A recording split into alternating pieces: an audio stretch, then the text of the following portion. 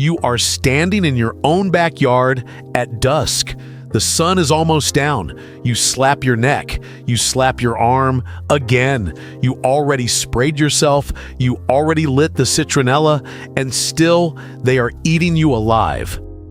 What if I told you that somewhere in a small kitchen in Lancaster County, there is a woman who has not been bitten in her own yard in over 40 years, and she never bought a single can of repellent.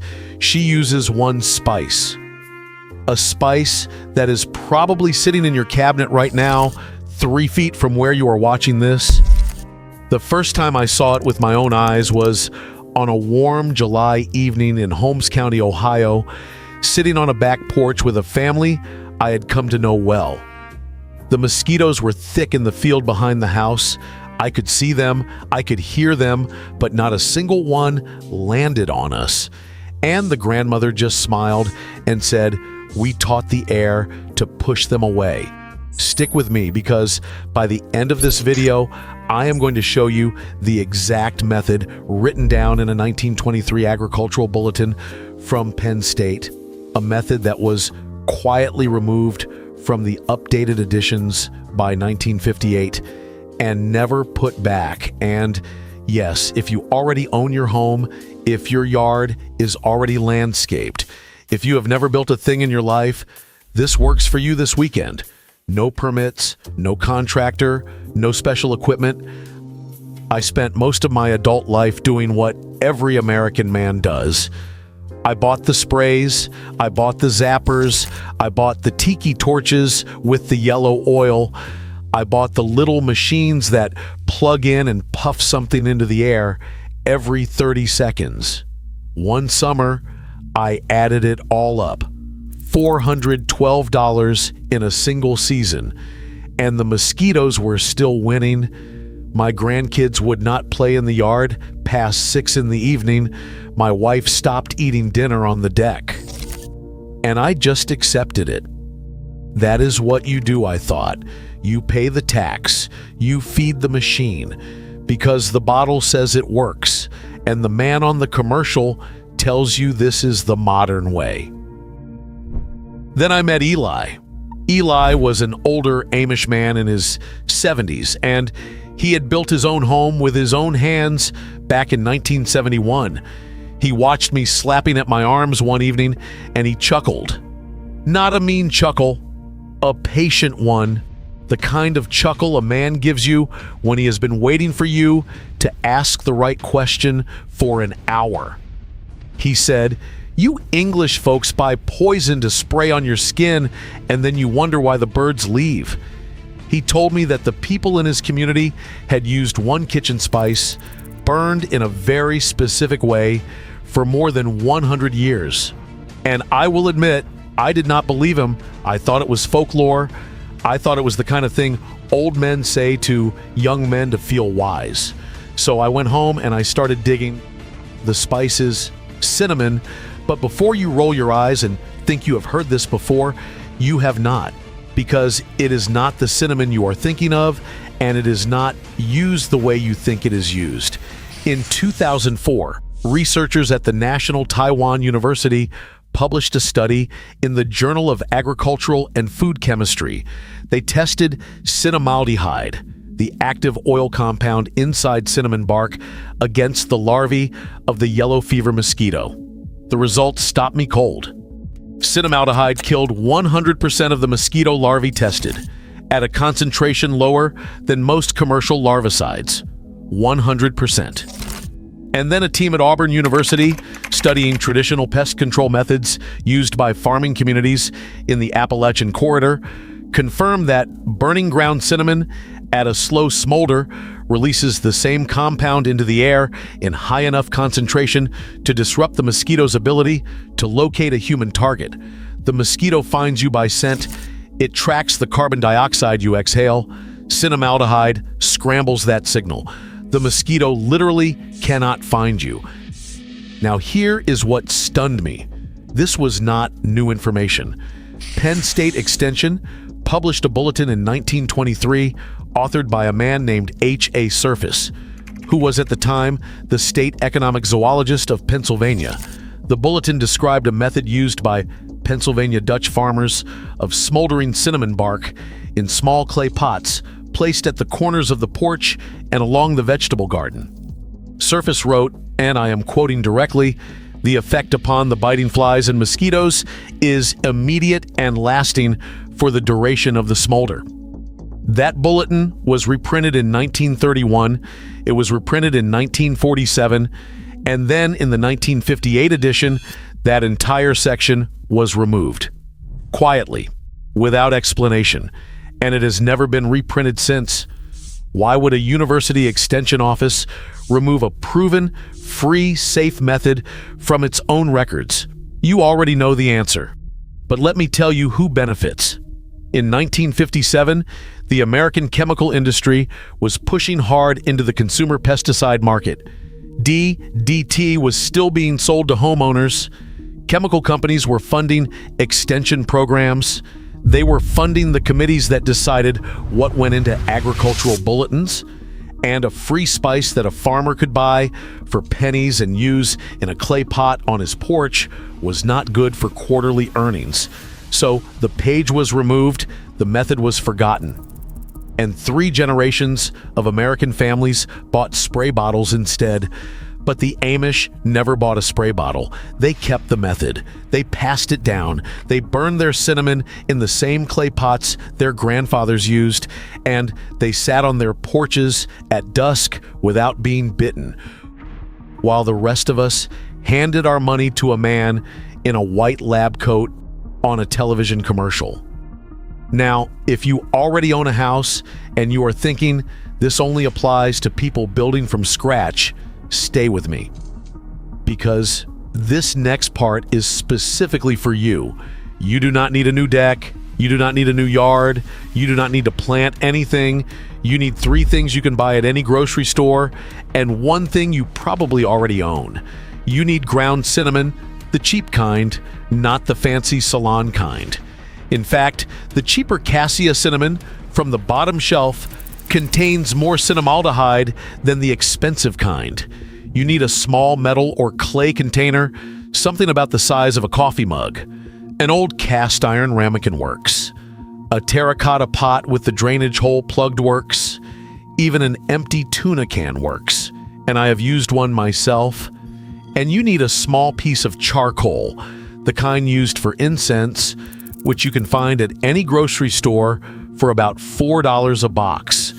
Here is the method exactly as Surface described it in 1923 and exactly as the Amish families in Holmes County still do it today. Light the charcoal disc and let it turn white at the edges. This takes about 3 minutes. Place it in the bottom of your container. Sprinkle 1 full tablespoon of ground cinnamon directly on top of the glowing charcoal. You will see a thin gray smoke rise immediately. The smoke smells like a bakery. It does not smell like chemicals. It does not smell like a tiki torch. It smells like something your grandmother would pull out of the oven. Place one of these containers at each corner of your porch or at the corners of a square roughly 20 feet on each side around where you are sitting. That is it. 1 tablespoon of cinnamon will smolder for about 45 minutes. That is more than enough time for dinner on the deck. I tried this for the first time on a Saturday evening in June. I was still skeptical. I set up 4 tuna cans at the corners of my back patio. I sprinkled the cinnamon. I sat down with my wife.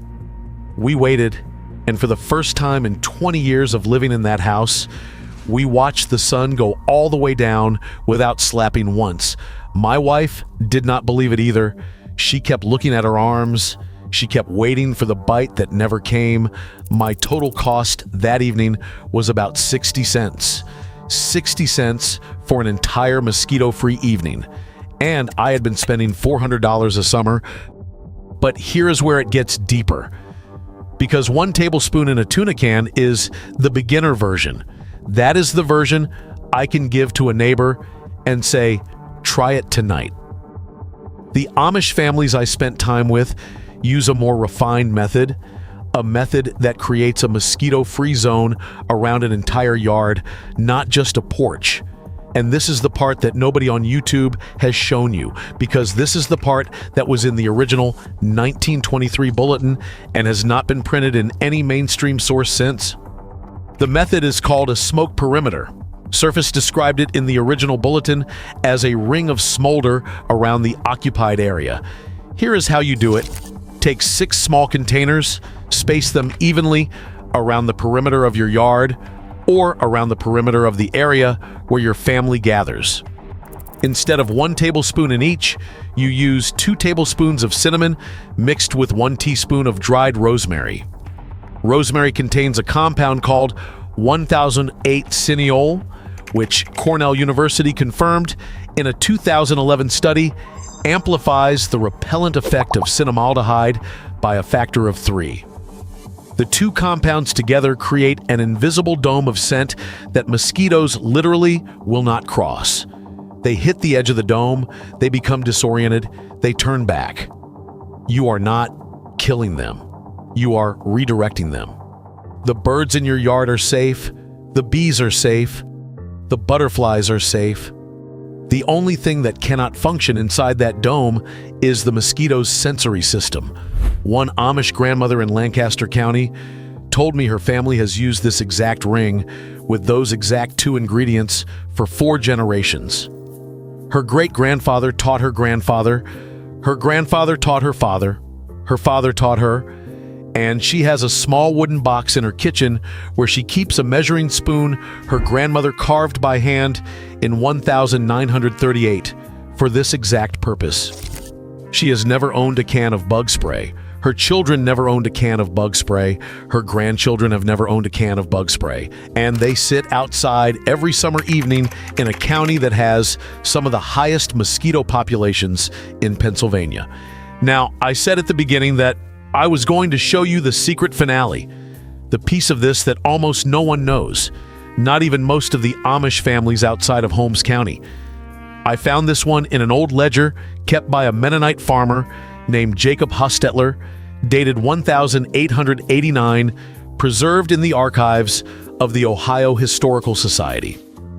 Hostetler described a modification to the smoke perimeter that he called the sleep ring. He wrote that placing a single smoldering cinnamon pot directly beneath an open bedroom window 1 hour before sleep eliminated mosquitoes from the entire room for the duration of the night.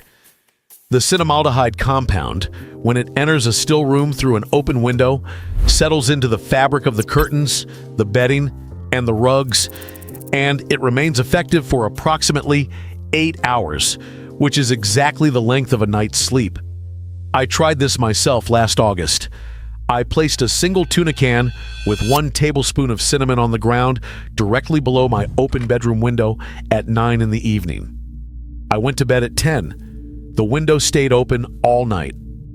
For the first time in years, I slept without the sound of a mosquito at my ear. I did not get bitten once. My wife did not get bitten once, and in the morning, the whole room smelled faintly of cinnamon bread. Not chemicals, not smoke, bread. Hostetler's method was never published in any university bulletin. It was never included in any extension pamphlet. It survived only because one Mennonite family wrote it down in a ledger that sat in a box in a basement for 120 years. And now you know it too. 1 tuna can, 1 tablespoon of cinnamon, 1 piece of charcoal, placed below 1 open window. For less than $1, you can reclaim your bedroom from the mosquito, and you can do it tonight. Think about what you just learned. Think about the $400 a summer. Think about the sprays that stained your clothes and made your skin itch. Think about the zappers humming in the corner of your yard, killing moths and fireflies, but not the mosquitoes that were eating your grandchildren. Think about the tiki torches dripping oil on your lawn, all of it replaced by a jar of the cheapest cinnamon on the grocery store shelf, a method that was printed in a Pennsylvania state bulletin in 1923 and removed by 1958, a method preserved by the Amish because they did not trust the companies selling the alternative. A method that now sits in your hands. If you are the kind of man who believes that real knowledge has been quietly pushed aside to protect someone else's profit, you already know what to do next. You already know that the can of spray in your garage was a trade. You gave them your money, they gave you dependence. And they hoped you would never find the ledger or the bulletin or the grandmother with the wooden box. Now, I want to hear from you. In the comments below, tell me this.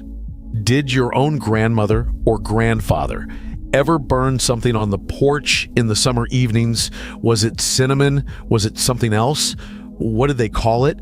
I want to collect these stories because I believe there is more lost knowledge in the comment section of this video than in any university library.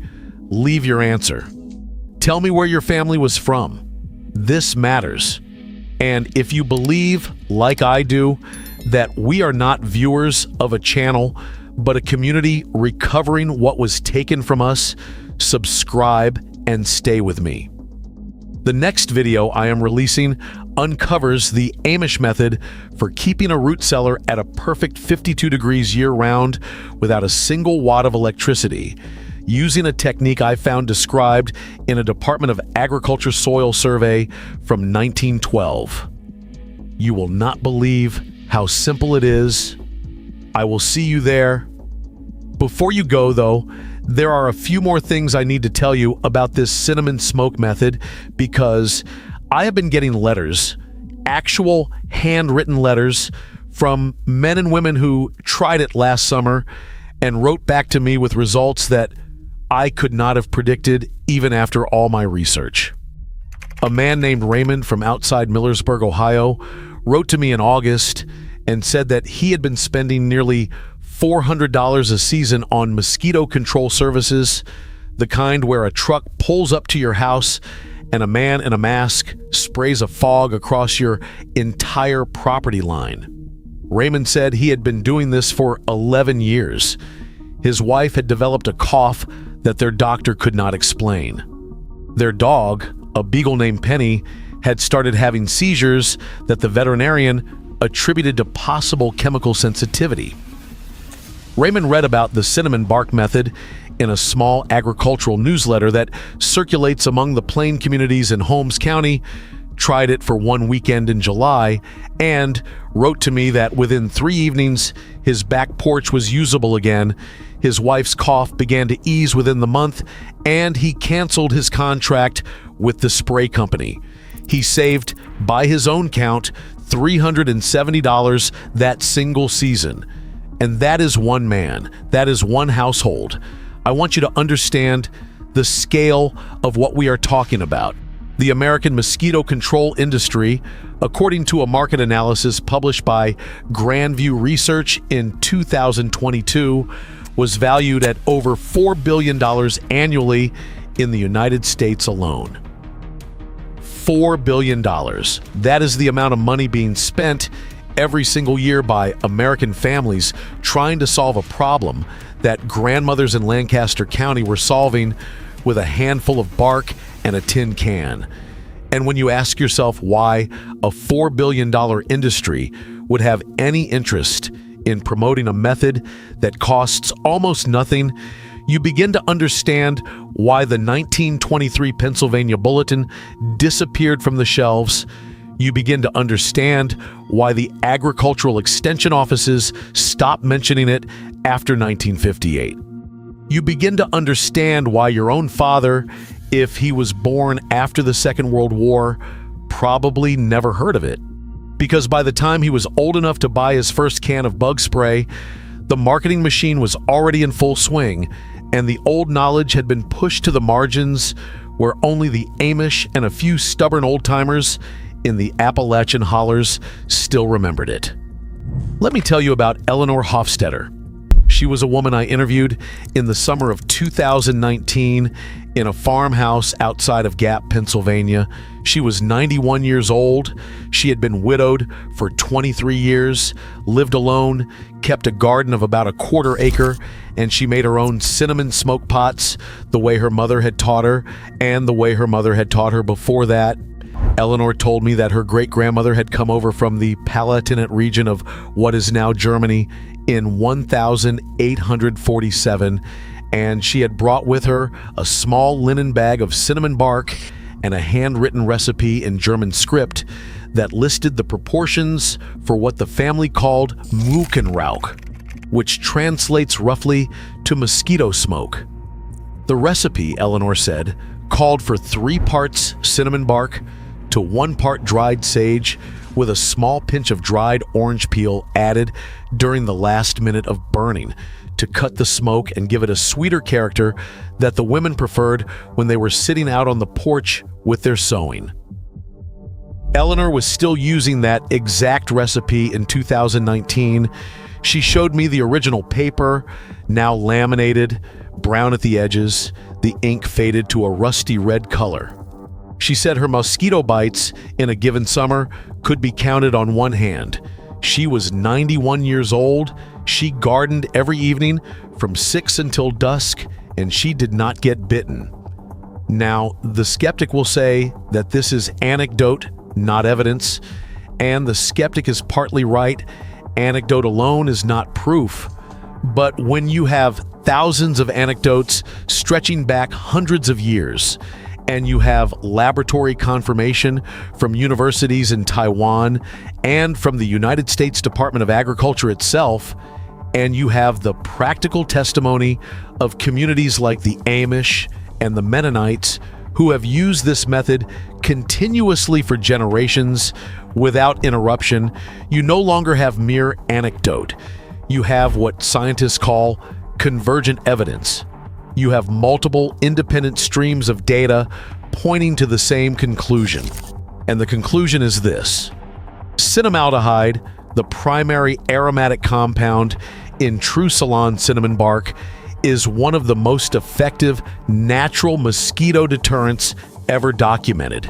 And it has been documented for a very, very long time.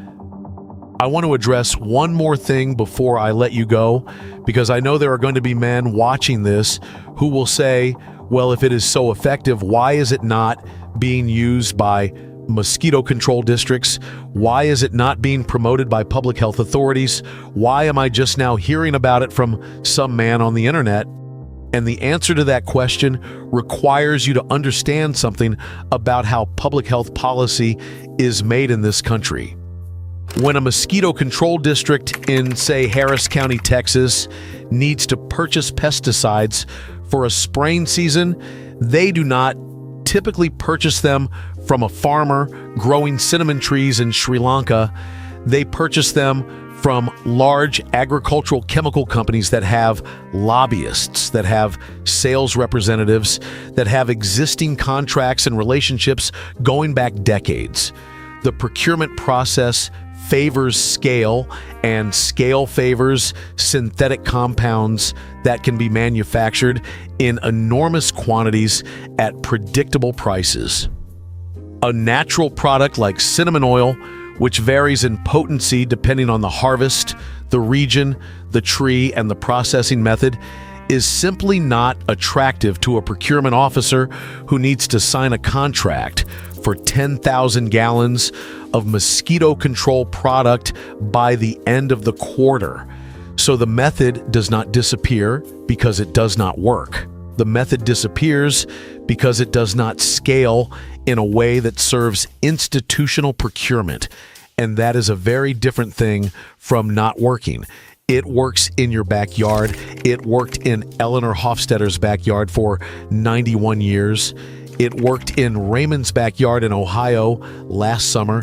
It will work in yours if you are willing to take 15 minutes to set it up and a few dollars to acquire the materials. Let me give you one more practical detail that I left out earlier, because it is the kind of thing that the old timers knew and that I only learned after 3 summers of trial and error. The direction of your smoke matters. I know that sounds obvious, but most men, when they first set up a smolder pot, place it in the most convenient location, usually near the back door or on the corner of the deck. That is a mistake. You need to place the pot upwind of the area you want to protect.